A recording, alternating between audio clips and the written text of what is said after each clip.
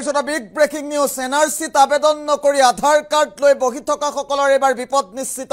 ৰাজ্যৰ জিলাই জিলাই অভিযান চলিব প্ৰতিখন থানালৈকৈ জৰুৰী নিৰ্দেশ প্ৰদান কৰিছে ৰাজ্যৰ মুখ্যমন্ত্ৰী ডক্টৰ হিমন্ত বিশ্ব শৰ্মাই যদিহে কোনো লোকে এনআৰচিত আবেদন নকৰি আধাৰ কাৰ্ড লৈছিল বিপদ নিশ্চিত প্ৰতিটো প্ৰান্ততে প্ৰতিখন জিলাতে অভিযান চলিব মুখ্যমন্ত্ৰী গৰাকী আধাৰ আৰু এনআৰচিক লৈ শেহতীয়াভাৱে কি বৃহৎ মন্তব্য কৰিছে মুহূৰ্তত জনোৱাৰ চেষ্টা কৰে বিগ ব্ৰেকিং নিউজ ডাঙৰ খবৰ এনআৰচিত আবেদন নকৰি আধাৰ কাৰ্ড লোৱা সকলৰ বিৰুদ্ধে ৰাজ্যত চলিব সৰ্ববৃহৎ অভিযান ৰাজ্যৰ জিলাই জিলাই 2-4 দিনৰ ভিতৰতে চলিব সৰ্ববৃহৎ অভিযান মুখ্যমন্ত্ৰী ডক্টৰ হিমন্ত বিশ্ব শৰ্মাই বৃহৎ মন্তব্য কৰিছে প্ৰতিখন থানালৈ নিৰ্দেশ মুখ্যমন্ত্ৰী হিমন্ত বিশ্ব শৰ্মাৰ এনআৰচিত আবেদন নকৰি আধাৰ লৈ বহি থকা সকলৰ এতিয়া বিপদ নিশ্চিত মুখ্যমন্ত্ৰীয়ে মন্তব্য কৰি স্পষ্ট কৰি দিছে আজি বিগত কেইবছৰত অসমত যিমান অবৈধ মানুহ সোমাইছে সকলোৰে বিপদ নিশ্চিত সামাজিক মাধ্যমত ফেক একাউণ্ট খুলি বিষবাস্প বিয়পোৱা সকলো পৰিব মহা বিপদত ডাঙৰ খবৰে মুহূৰ্তত জনাইছো আধাৰ আৰু এনআৰচিক লৈ অধিক কঠোৰ হৈছে মুখ্যমন্ত্ৰী ডক্টৰ হিমন্ত বিশ্ব শৰ্মা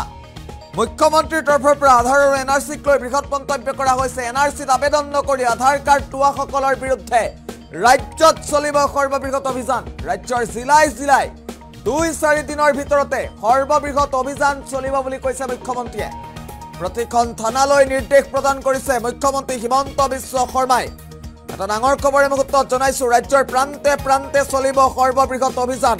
এনআৰচিত আবেদন নকৰি আধাৰ কাৰ্ড লৈ বহি থকা সকলৰ বিপদ নিশ্চিত এটা ডাঙৰ খবৰে মুহূৰ্তত জনাইছো সামাজিক মাধ্যমত ফেক একাউণ্ট খুলি বিষবাস্প বিয়পোৱা সকলো বিপদত পৰিব মুখ্যমন্ত্ৰী গৰাকীয়ে আধাৰ আৰু এনআৰচিক লৈ ডাঙৰ মন্তব্য কৰিছে আধাৰ কাৰ্ড আৰু এনআৰচিক লৈ অধিক কঠোৰ হৈ পৰিছে ৰাজ্য চৰকাৰ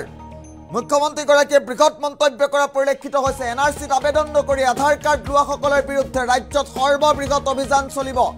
ৰাজ্যৰ জিলাই জিলাই 2-4 দিনৰ ভিতৰৰ পৰা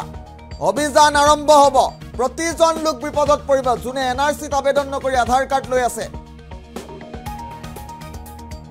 ডাঙৰ খবৰটো মুহূৰ্তত জনোৱাৰ চেষ্টা কৰিছো মুখ্যমন্ত্ৰী ডক্টৰ হিমন্ত বিশ্ব শৰ্মাৰ তৰফৰ পৰা ডাঙৰ মন্তব্য কৰিছে এনআৰচিত আবেদন নকৰি আধাৰ কাৰ্ড লৈ বহি থকা সকলৰ বিপদ নিশ্চিত বুলি কৈছে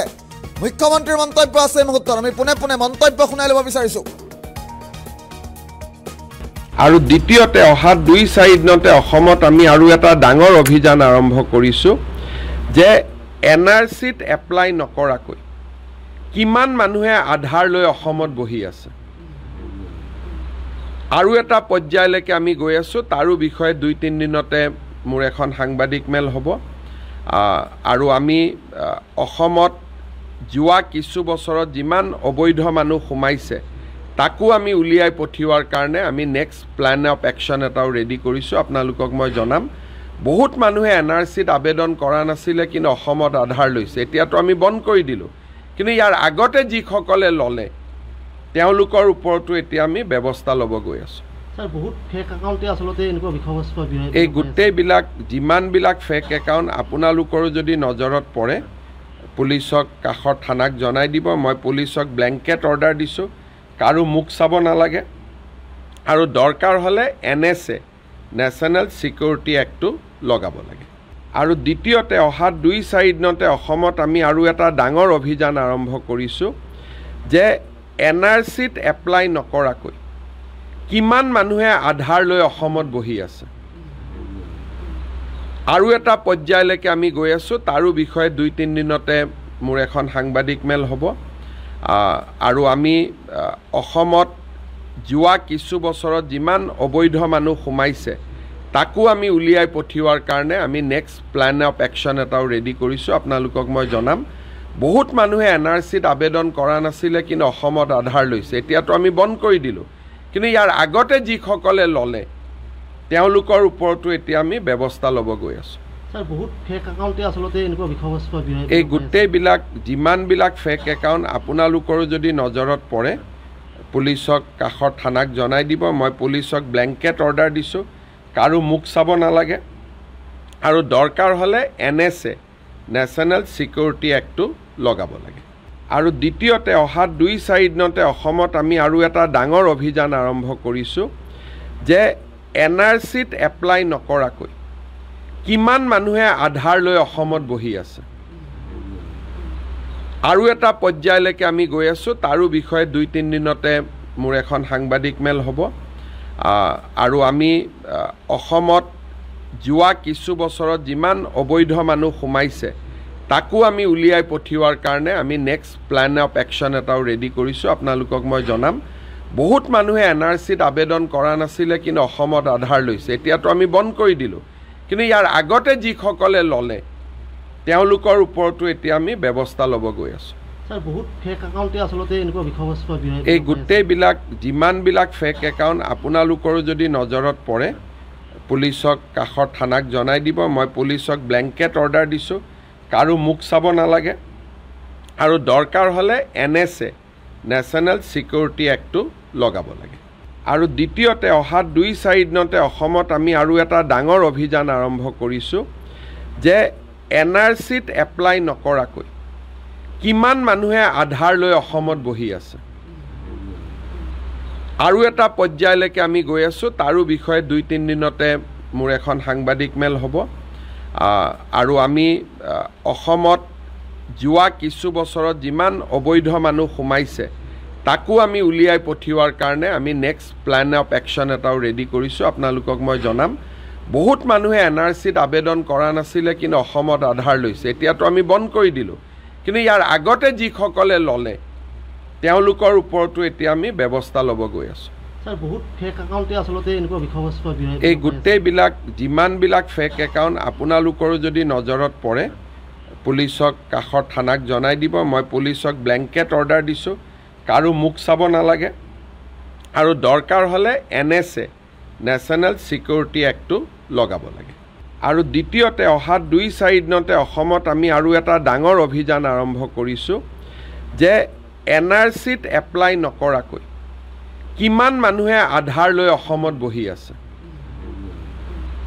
আৰু এটা পৰ্যায়লৈকে আমি গৈ আছোঁ তাৰো বিষয়ে 2-3 দিনতে মোৰ এখন সাংবাদিক মেল হ'ব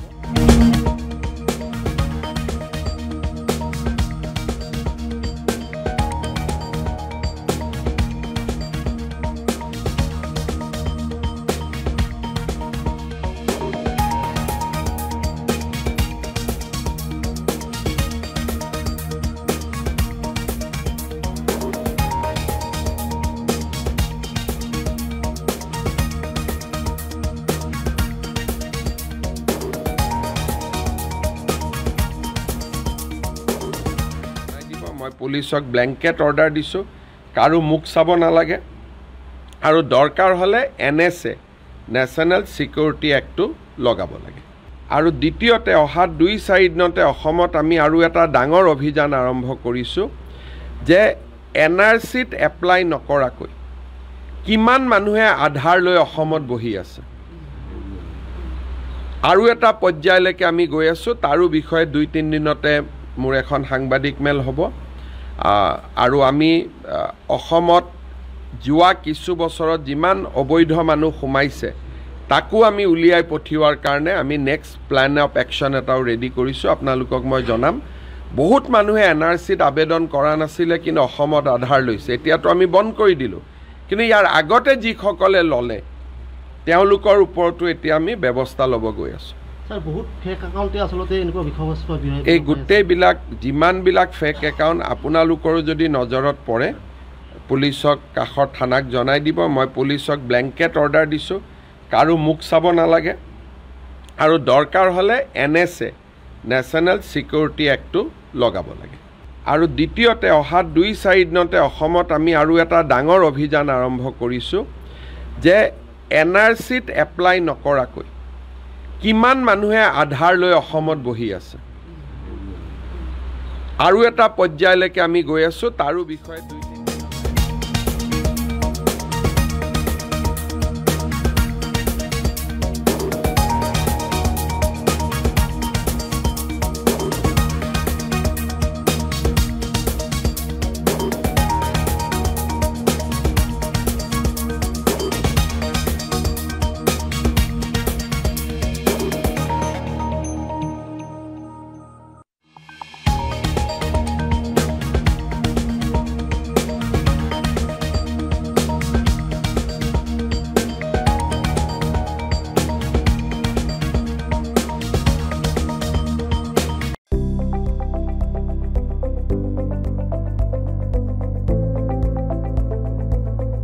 NB নিউজ